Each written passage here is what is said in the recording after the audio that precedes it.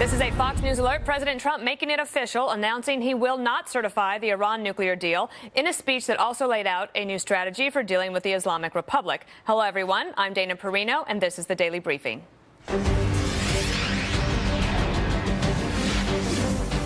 The president today fulfilling a promise to disavow the controversial agreement brokered by the Obama administration.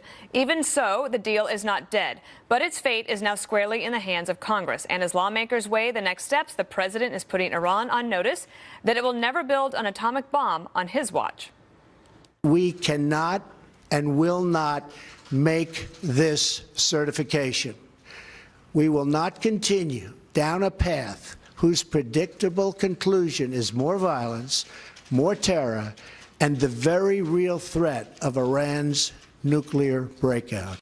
Let's go live to Chief White House Correspondent John Roberts. John. I'm cheap as well. Good afternoon to you, Dana.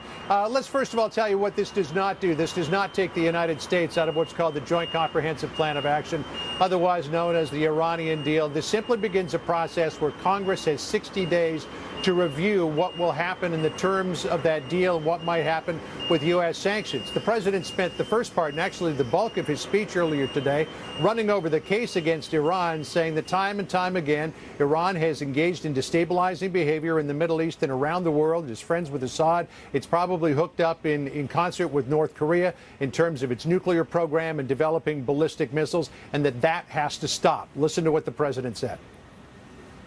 While the United States adheres to our commitment under the deal, the Iranian regime continues to fuel conflict, terror, and turmoil throughout the Middle East and beyond. Importantly, Iran is not living up to the spirit of the deal. So that is the reason why the president did not recertify the Iran deal. Now, already there is some action in Congress to remedy the situation. Senators Corker, Cotton, and Rubio, to some degree, are coming up with a fix to the Joint Comprehensive Plan of Action. They are proposing an automatic snapback of sanctions if Iran gets inside a one-year breakout period to creating a nuclear weapon. What they will do is they will make sure that these restrictions remain enforced permanently, drop the JCPOA sunset provisions, which begin at year 8, and that is it slowly tapers off the enforcement of the deal and what's required in the deal over a period of 7 years. It would also bolster IAEA, that's the International Atomic Energy Agency's verification powers. You might have heard the president saying that Iran is denying IAEA inspectors access to certain facilities where it's believed that Iran is engaging in its nuclear program, and would also limit the advanced centrifuge program that Iran is engaging in. The president did say, though, while he is going to give Congress some time to come up with a fix for not only the JCPOA, but also Iran's other destabilizing behavior and its ballistic missile program, that his patience for getting a fix from Congress is finite, and that if Congress doesn't act, he will. Listen to what he said. In the event we are not able to reach a solution working with Congress and our allies, then the agreement will be terminated. He would terminate the JCPOA. I asked the president on the way to the helicopter, Dana, what he thought of the Corker, Cotton, Rubio proposal. He said, well, let's see what they come up with in the overall. And again, the JCPOA fix is just a part of this. The president wants to see Congress take some other actions with the threat of sanctions if Iran doesn't end some of the other behaviors that the president is so concerned about. Dana? It's interesting in Washington because just 5 days ago, there was the big Corker-Trump feud, and maybe bygones are bygones.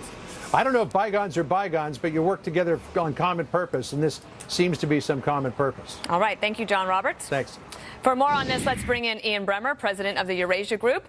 We talked about this last week when you were here. We had breaking news that this was what the president was going to do. There was some disagreement on the National Security Council leading up to it. What do you think about today's announcement?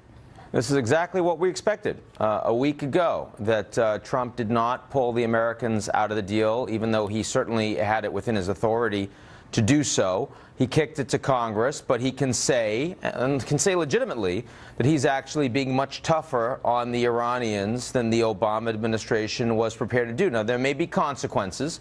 You saw the Treasury Department has now leveled these sanctions directly against the Revolutionary Guard, a part of the Iranian government and armed forces, and the Iranians are likely to respond to that. This deal is a little bit brittle, and so it can fall apart through accidents, through escalation in the region, and also because hardliners in Iran aren't necessarily happy with it. But everyone wants the other side to be blamed for it. The Iranians want Trump to pull out unilaterally. Trump wants the Iranians to do something that forces other allies to get with Trump's harder line position. Right now, both sides are stepping up towards the precipice, but no one yet is blinking. Listen to what Ben Rhodes, who was the Deputy National Security Counsel for Barack Obama, he tweeted this. It's hard to overstate how irresponsible it is for Trump to risk blowing up Iran deal by demanding rest of world justify his campaign rhetoric. What do you make of that? Well, again, he hasn't blown up the deal. If you listen to what he's been saying and you watch his tweets, it might sound like he's going to blow up the deal. But time and time again, he says things like NATO is obsolete and the North Koreans will see fire and fury. And now we have, it's the worst ever deal. Ben Rhodes is used to this. Obama said Assad must go. Assad didn't go anywhere. Presidents say things. Trump says more than many, perhaps, but they don't necessarily reflect a policy. There's one thing that Trump is saying consistently, though, that I think needs some diving into, which is he continues to say, he said it today and he said it a few months ago when Tillerson recertified the deal. He said the Iranians are not living up to the spirit of the deal. And it's not clear what Trump believes the spirit of that deal is, because, of course, the deal didn't make America and Iran friends. It was a very narrow agreement around Iranian nuclear capabilities, and everyone in the world, the inspectors and the EU, the allies, the Russians, the Chinese, they're all saying, and Tillerson, that they're living up to this deal. What is that spirit? If you ask the Iranians, they would say they have a very different perspective, a Trump administration that says that Saudi Arabia is their best friend, as opposed to one that wanted under Obama a more balanced relationship to try to open up towards the Iranians. They'd probably say the Americans aren't living up to the spirit of the deal, but there wasn't much spirit. If you remember, this was a really hard deal between two countries that don't really like each other very much. Well, let's talk about some of those other countries, because you're an expert in geopolitics. So if you are listening in the Middle East today, and you're not in Iran, and you're maybe Israel, you're Saudi Arabia, the Emirates, what do you think they took away from today's message? I think they're happy with it. I think they've been warning the Trump administration from day one, don't you pull out. You want to talk tough, that's fine. Put more pressure on Iran, that's fine. Don't pull out.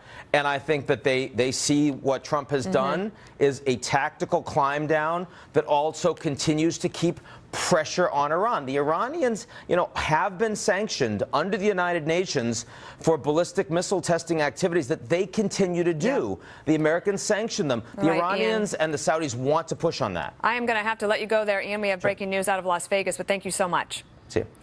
Fox News Alert, the Las Vegas Police Department, updating the shooting investigation. Let's listen. The investigation is far-reaching, it's wide, it's huge, and you can't expect exact answers in the early throws. My intent in the early throws were to give you the information to provide that calmness in the community to ensure that we didn't have a second player or a third player out hiding in the community intending to cause us harm. So there was no integrity question associated with that, as I've experienced through the cyberspace, questioning my integrity. I provided you the information as I knew it, and everybody in here knew it was going to change. So we will get through that. I'm not giving you 100% satisfaction associated with what I'm going to give you today, because I think some of that's going to change. And we will not know that until we're completed with this investigation. So back to where we were.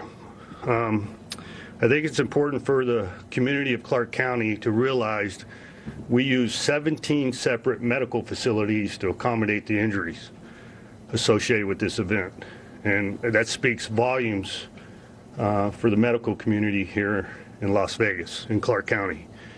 And it seems to be lost in the narrative associated with this, that it was strictly a public safety, fire, and police event. No, it was including the medical community.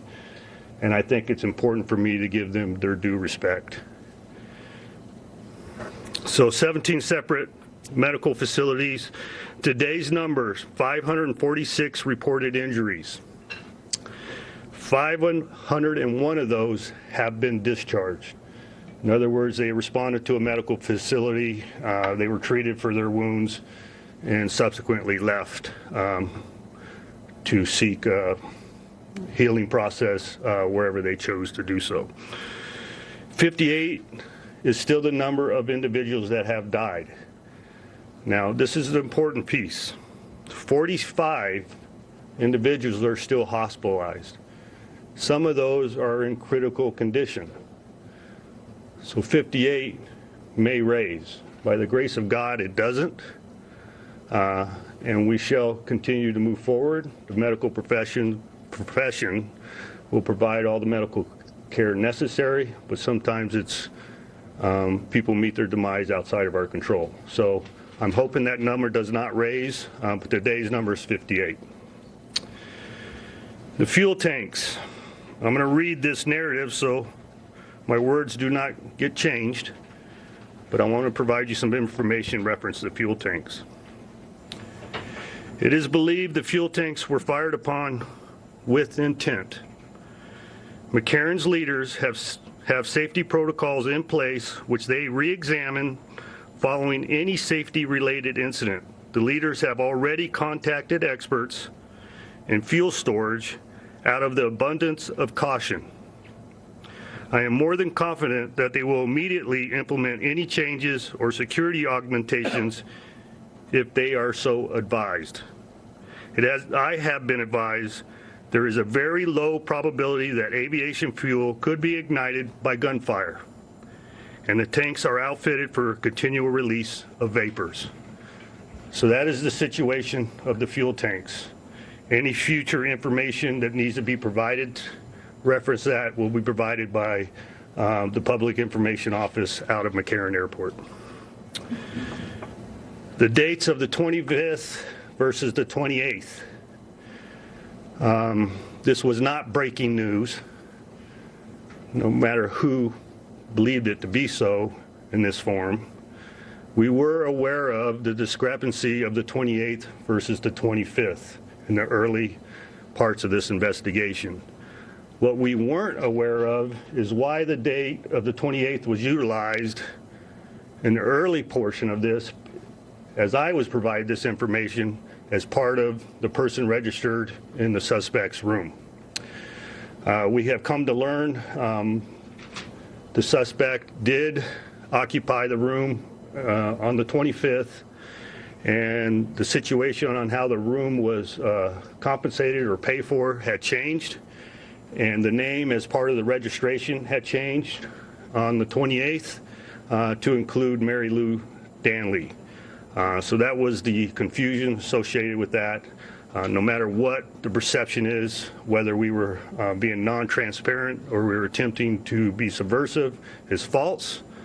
I was acting on the information at the time I was provided it. The autopsy. Yes, there has been an autopsy performed on Mr. Paddock, or the suspect. In the early evaluation, there was no abnormalities observed visually.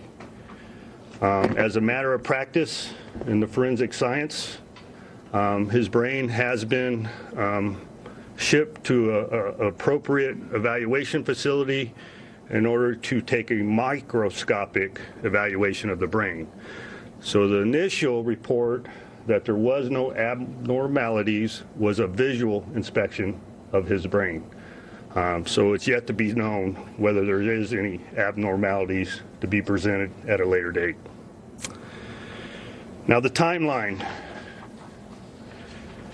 Unfortunately, a great deal of my investigators' time has been preoccupied on this timeline. In the public space, the word incompetence has been brought forward, and I am absolutely offended with that characterization. This is a very dynamic event, very big event. thousands of people involved, humans involved in documentation, and every venue of information involved in this investigation. So, the information was obtained via security logs, Officer Campos himself, body-worn cameras, hotel cameras, lock interrogation, my dispatch, LVMPD dispatch, hotel and private cameras, and interviews. So imagine bringing it all together to ensure that we are drawing an accurate picture. So I'll provide you a little more information on that. I still stand by the time of 21:59, 9:59. It's important that you continue to listen to me. 9:59 is important. It wasn't inaccurate when I provided it to you. The circumstances associated with it is inaccurate. Okay? I am very well aware of the MGM statement provided yesterday. I agree with their statement. I'm not in conflict with their statement. But here's what I will tell you. We were provided the time of 21:59 as a human entry into a security log. Through investigation, we have determined that Mr. Campos had encountered the barricaded door adjacent to the suspect's door at approximately 21:59. In his attempt to gain entry to the 32nd floor, he required him to ascend to another level and eventually make access to the 32nd floor. He went to the doorway that he was dispatched to originally to address the open doorway. He mitigated that situation and subsequently received fire from the suspect. When you culminate that timeline associated from the initial 21:59 to the 22:05 timeline that we're still stand by as the initial volley of fire, Mr. Campos received his wounds in close proximity to 22:05. He attempted to relay that information via his radio, and it was confirmed because he also relayed that information via his cell phone. So the timeline associated to both of those sources have been verified. 22:05, the number that was provided earlier, referenced the majority of fire upon our community. We still stand by that time, and that was done by the combination of different sources that I listed for you earlier. 22:17, 12 minutes. That is when our officers first arrived on the 32nd floor. 12 minutes. You are very well aware the suspect fired at approximately 10 minutes. Upon our arrival on the 32nd floor, the firing had ceased. We did not believe we had continually had an active shooter. At that point, we conducted evacuations of the rooms adjacent to the suspect's room, and you know the rest. So there is no conspiracy between the FBI, between LVMPD, and the MGM. Nobody is attempting to hide anything. Reference this investigation. The dynamics and the size of this investigation requires us to go through voluminous amounts of information in order to draw an accurate picture. My intent, like I stated earlier, is to give you information as I know it, unverified, to calm the public, not to establish a legal case. Everybody understand that? No question, sir. Now we're going to get into future of the investigation. I don't want to put a percentage of responsibility associated with this investigation because it would not make sense. But I'm here to tell you we are standing hand in hand with the FBI in the continuance of this investigation, in the beginning throes of it and in the continuance of it. Our portion at LVMPD has become contracted. My concern was the initial safety of the community, whether we had any other bad actors out there that we had to address, and I feel confident there are no other individuals intending to cause harm to our community associated with the 1 October event. Now it's become protracted, and that's where the FBI has their expertise. We are establishing the timeline of the suspect's life, his motivation, and everybody else associated with him throughout time. It requires us to rely on the FBI's resources for that success. Nobody's acquiescing in my department to this. I am not acquiescing, and nor is the FBI coming in with a hammer and attempting to take over. This will continue to be a joint operation. With that being said, I want to give the opportunity for Aaron Rouse to provide some statements. Thank you, Sheriff. I am Aaron Rouse. I'm the Special Agent in charge for the FBI in Las Vegas. In support of our partner, from the beginning, we have established a 24-hour, 7-day-a-week command post with agents, analysts, task force officers, and many support personnel. We have deployed over 200 employees from across the FBI to Las Vegas, including many with specialized positions. Globally, we have hundreds of agents covering every facet of this investigation. Nothing will be overlooked. We have made significant progress. To date, we have found no signs of ideology or affiliation to any groups. Hundreds of interviews have been conducted so far. Close to 2,000 leads have been covered so far. Extensive review of digital media on a multitude of devices is ongoing. Over 1,000 pieces of evidence have been collected and are being reviewed by the FBI laboratory. Hours and hours of video footage from hotels continues to be reviewed.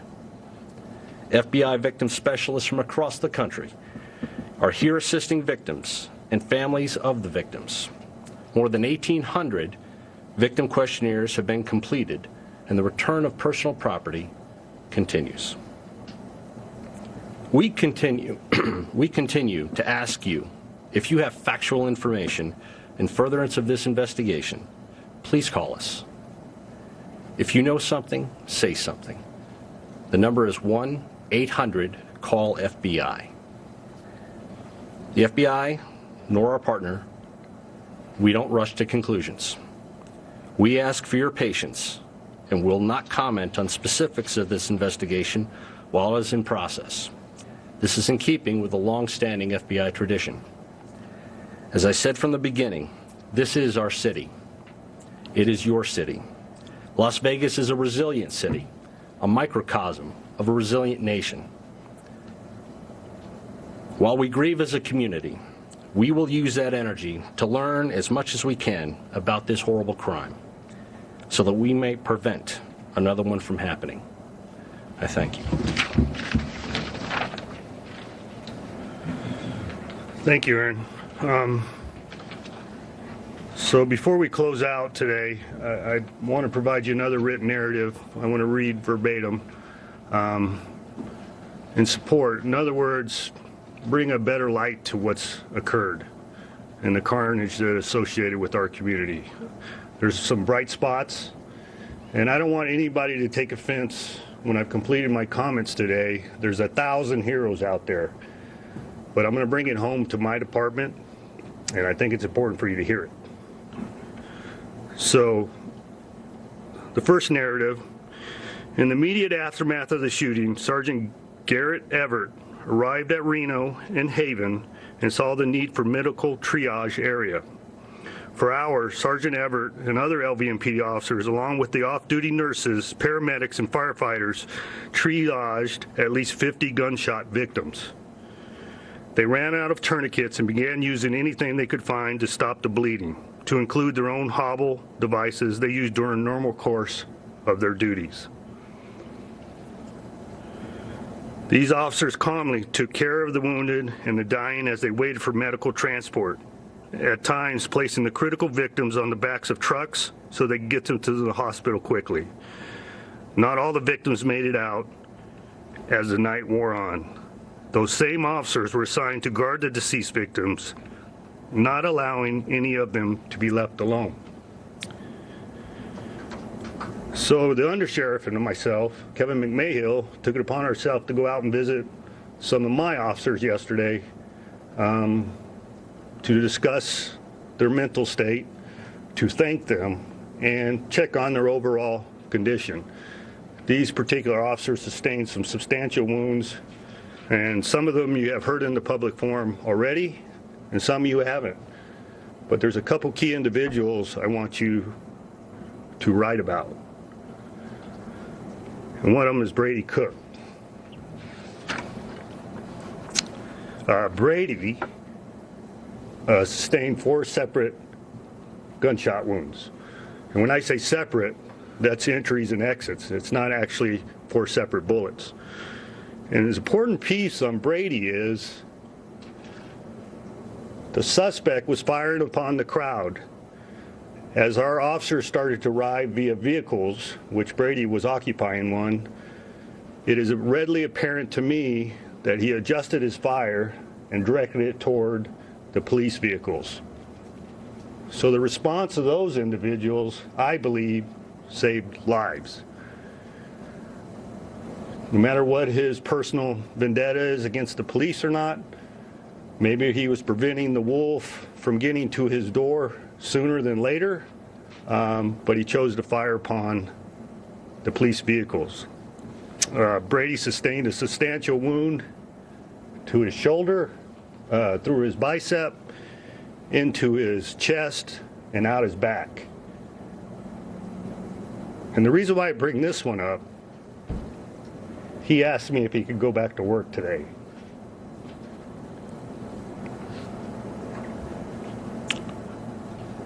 Samuel Whitwer. Excuse me for my emotion. Samuel was laying on his couch with a very intensive wound to his leg. During the melee and his attempt to evacuate victims, he sustained a broken leg.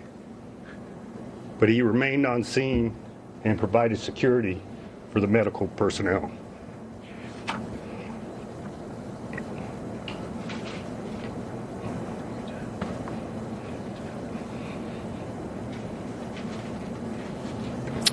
So at this point, I want to thank the community. I want to thank you for letting me be your sheriff and Vegas strong. Thank you. Sheriff, there's a matter of public no question.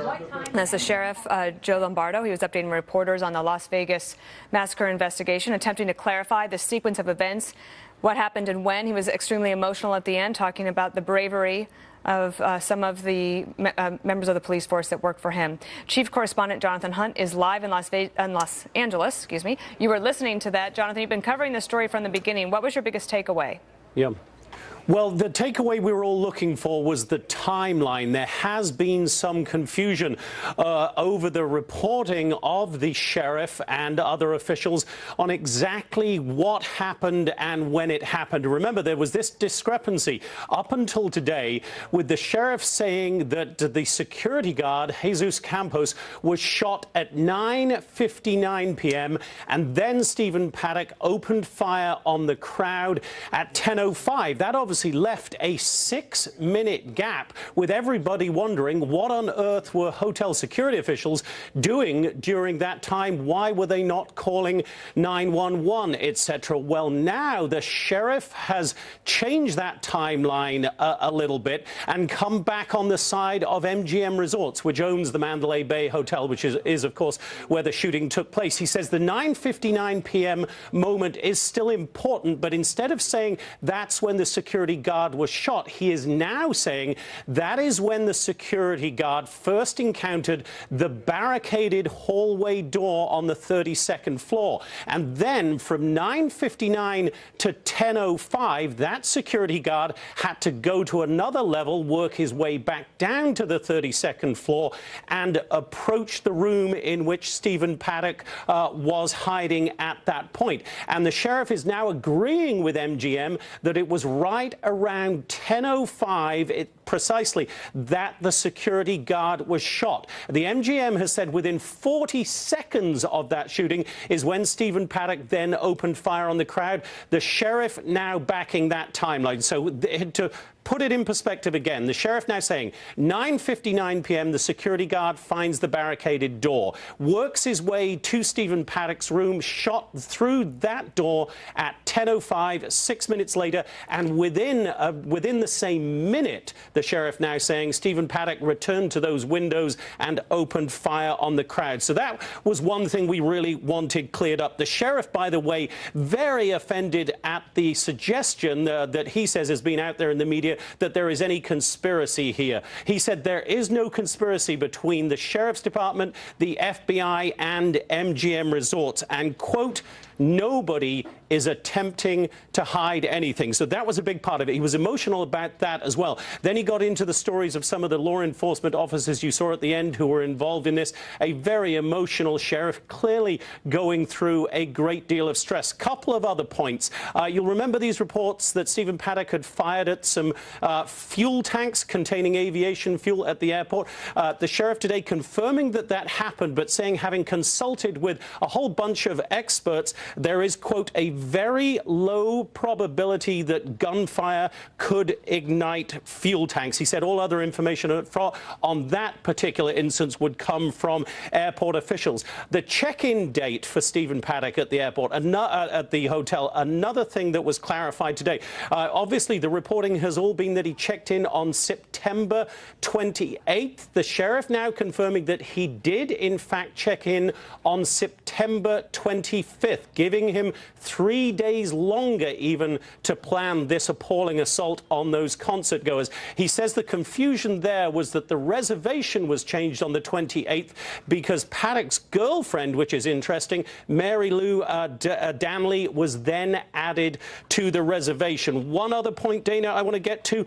He confirmed that an autopsy has been performed. He said there were no visual abnormalities in the brain, but the sheriff confirming that the brain has now been sent to another facility, Stephen Paddock's brain, obviously, for further microscopic evaluation, as he called it. So a lot of information in this. Bottom line, on the timeline where we were all confused, the sheriff now agreeing with MGM Resorts that the security guard was shot at 10:05, and within 1 minute, Stephen Paddock had opened fire on the crowd. A lot of information there, and also he reminded us that 45 victims are still in the hospital there, so our thoughts and prayers with them as well. Jonathan Hunt, thank you so much. President Trump announcing that he will not recertify the Iran nuclear deal. Earlier this week, former Secretary of State Condoleezza Rice told me that what she thinks of the agreement. I am one who would not have signed that deal. I've said that before. I don't think it was a particularly good deal. But sometimes you live with what you've got. And even if you decertify the deal, I hope that they'll find some way to keep it in place while they try to improve it. John Hanna is a former national security advisor to Vice President Cheney, and Gary Seymour is the executive director for research at the Belfer Center for Science and International Affairs at Harvard's Kennedy School of Government. Gentlemen, thank you for joining me. There's a lot of breaking news in this hour. The president just spoke an hour ago, and just now, former Speaker Pelosi, the minority leader in the House, she responded about this issue. Let's listen. President Trump's refusal to recertify is a grave mistake that threatens America's security and our credibility at a very critical time. The fact is, Iran remains in compliance with the nuclear agreement. John, I'll start with you. And she calls it a grave mistake. It's kind of curious because there was a lot of bipartisan agreement when this deal was actually signed that a lot of members of Congress actually didn't like it from both sides of the aisle. That's right, Dana. I think more than 50% of the members of Congress were poised to vote against this deal if they had to. So I think everybody agrees that this deal, while done as it currently stands, has got some grievous flaws to it. Particularly these sunset clauses that will allow Iran within a matter of a decade to dramatically expand its nuclear program. The lack of really snap kind of inspections and the kind of access we need into Iranian military sites where any of their covert activity on a nuclear weapon is likely to occur. And, of course, we've still got this outstanding question on their development of ballistic missiles, in particular, as the president said, an ICBM capable of carrying a nuclear warhead deliverable to the United States. We don't want to have another North Korea in 10 years' time. I think the president has said, let's start fixing some of these problems now rather than waiting till we've got another North Korea on our hands. Gary, the president didn't say we're pulling out of the deal. He asked Congress then to take it over, and they've got 60 days to do that. Do you think that will be successful? Well, I think more than 60 days will be required to open negotiations and try to fix some of the weaknesses in the agreement. In fact, I'm very skeptical that it will be a successful negotiation. We're asking Iran to make some very significant concessions, which are all desirable from our standpoint, but are we prepared to offer Iran additional concessions in return? For example, additional sanctions relief. I've seen little evidence of that, and without an adequate quid pro quo, I think this attempt to renegotiate the agreement is very likely to fail. And as President Trump indicated, at that point he may, and he could do this under presidential authority, at that point he may pull out of the agreement. Well, John, what do you make of the IRGC being certified? I mean, I'm checking on this, but it might be the first time ever that an official government's military was labeled as a terrorist organization. I think you're exactly right, Dana. I think this is actually the big news. It's the fact that whatever changes are going to be made in the JCPOA are now embedded in a much broader Iran policy that I think, in essence, as I listen to the president, amounts to in so many words, a declaration of war against the IRGC, the main military instrument of Iranian aggression across the Middle East and its attacks on America and America's allies. I think it's probably long overdue, but I do think it carries substantial risks. We've got several thousand troops in Iraq and in Syria. You and I have lived through the Iraq War. Indeed. We know what Iranian proxies were able to do against American troops. They killed hundreds, if not thousands, of American troops in Iraq. You tee up a good question, and the final one for Gary, which is, do you think that we can actually have an impact on Iran's behavior in the region, especially if you look at Syria and where ISIS has been, and Iraq? Do we have a chance of changing behavior? So it's a very good question. I mean, Trump's speech was very tough in terms of rhetoric, but he didn't offer any concrete actions that we would be taking to roll back Iranian influence in Syria and Iraq. And unfortunately, I think Iran has really established a very strong position in both countries, and we don't have any easy way to change that. All right, Gary and John, two experts you guys want to follow on this issue if you're interested. Thank you for being here today. Thanks, Dan. All right, President Trump's actions on health care could have an impact at the ballot box. The president taking matters into his own hands with an executive order, as well as scrapping subsidies to Obamacare insurance exchanges. Meanwhile, insurance giant Anthem Blue Cross says it's returning to the individual insurance market in dozens of localities in the state of Virginia. Joining me now is Ed Gillespie, Republican candidate for governor of Virginia. And this is the only race that people are really paying attention to. There's one in New Jersey, too, but I think that one's over. Yours is a little bit closer, Ed, there in Virginia. How important is health care, and is what the president announced today something that your voters are paying attention to? It's a very big issue here, Dana, and the fact is, one of the things that's clear to me is, you know, in Virginia, we can't count on Washington, D.C. to solve our problems. We've got to have our own solutions here, and I've put forward a plan, Health in Our Commonwealth. It's one of my 19 detailed policy proposals to address the challenges we face here in Virginia, to make health care more accessible and more affordable. And I'm focused on the state policies. My opponent doesn't have a plan to help do this, and what we need to do is to enhance more insurance competition in Virginia, and I put forward a plan to allow us to have competition across state lines, whether the federal government acts or not, to make sure that we are bending the cost curve, which was what we were told would happen under the Affordable Care Act, but we saw out-of-pocket expenses increase by also giving us the freedom to innovate in our Medicaid program here in Virginia. What we need in Virginia is different from what people in Illinois or California or New York or Florida or Texas need, and we can be a leader in this regard if we can work with the federal government to have that opportunity. And I would also like to, through my policies, which they would, increase greater competition in the provider marketplace as well, and all those things would help bring down costs. So we've got about 3 weeks until November 7th, which is the day of the election. The Washington Post has had Northam up over you for quite a while, and their latest poll 53 to 40%. But then if you look at the Real Clear Politics average, it's much closer with Northam at 49 and you at almost 43. So I have a question about national politics and how this might be affecting you, because clearly people are looking at how President Trump will affect the election, either hurting or helping you. But I'm wondering about the Democrats, because there's certainly civil war within the Democratic Party as well. And there's a lot of progressive liberals that want a different Democratic Party. And Ralph Northam, as I understand it, as a Democrat, has actually been pretty moderate. So has that hurt him in this election? Well, he at one time was, but he moved very far to the left in the Democratic primary contest that he had. In fact, he's the first governor I've ever seen in either party in Virginia who's not running in strong support of our right-to-work laws here. And in fact, he, at one point said, well, we can't overturn them because there's a, Republican General Assembly. But then today he said, but we may get a Democratic General Assembly, in which case he'd be able to. That would be a disaster for us. I mean, we just saw Kentucky and become a right-to-work state on our border. For us to go the opposite direction, become a compulsory union state, would be wrong. But he's the first, like I say, candidate for governor who's not standing strong for our right-to-work laws. Right. He wants to impose a carbon limits like President Obama had a clean power plan that President Trump repealed in Virginia. He wants to impose one on a state level.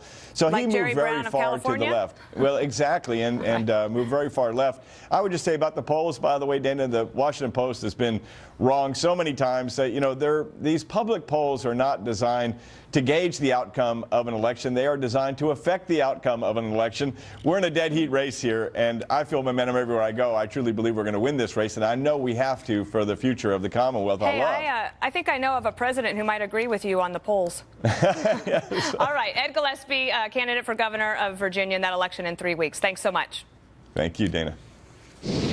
All right, new fallout surrounding the Harvey Weinstein sex assault scandal amid new questions about what some call very questionable language in his contracts.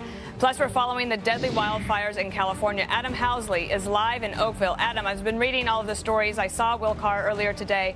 It's shocking. It is extremely shocking, Dana. In fact, the wildfires continue to burn across Northern California.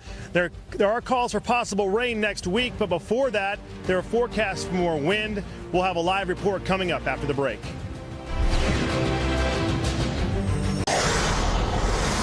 A Fox News alert, the worst wildfires in California history still raging, with thick smoke spreading across the Bay Area. Hundreds are still missing in wine country as crews work around the clock. There are currently 21 large fires spanning over 300 square miles. At least 31 confirmed dead and 3,500 homes and businesses destroyed. Adam Housley joins us live. You are in Oakville, California. Adam, authorities say hundreds of people are still missing.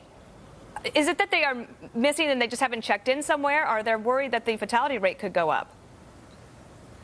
Well, they think the fatality rate will go up. They don't think it's going to go up dramatically in the sense that all several hundred are missing that are all unfortunately perished. They think a lot of it has to do with communication. Cell service is still spotty in a lot of places. Obviously no internet in a lot of places for people to check in. There's still a lot of people that have gone to evacuation centers or are staying with friends. We have a live look at Santa Rosa, too. I want to show you once again the burned out homes in Santa Rosa.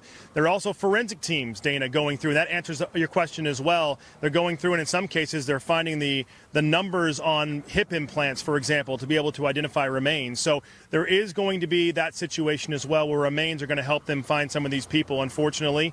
We can also give you a live look at Sonoma, too. As I give this back to you, Dana, the live look at Sonoma shows somewhat of a positive or more positive scene than we saw yesterday there. They've made some pretty big headway on that fire. In fact, they made some pretty good headway on a number of these fires so far, Dana. And how is the weekend looking? That's the catch. In fact, behind me, take a look. This is the fire here in Oakville, which is the middle of Napa Valley. Right now, it's backing down the hill. If you're a firefighter, there's no homes up there at that level. It's backing down, which means it's going to burn down slowly. The problem is, if the winds come from the north and they blow from the north and a little bit towards the east, it really depends on the angle, it would come right down that hill, and then it would end up in homes. So it's a situation of they're cautiously optimistic. This is one of the few places where it's still burning pretty significantly. There's other plumes of smoke around here, but they're smaller. It really is all dependent on those winds. Now, they had a call for winds a couple of days ago. They did not come. We do have calls for possible rain next Wednesday, but there's still a lot of time between now and Wednesday. So if we get those winds tonight, Dana, it's going to make all that headway that they've made the last couple of days go away in some cases. So everyone here is hoping that forecasts are wrong again, that we don't get those winds tonight, Dana. Right, and I hope that we get some rain. Thank you so much, Adam Housley. All right. All right, the fallout from the Harvey Weinstein sex assault scandal is expanding. The bombshell report that Weinstein's contracts actually included language that protected his job amid new questions about this previously recorded audio from authorities. Don't have a fight with me in the hall. Please, I'm not going to do anything. I swear on my children. Please come in. On everything. I'm a famous guy. I'm feeling very uncomfortable right now. Please come in now. And 1 minute. And if you want to leave, when the guy comes with my jacket, you can go. Yesterday you touched my breast. Oh, please, I'm sorry. Just come on. I'm used to that. Are you used to that? Yes, come in.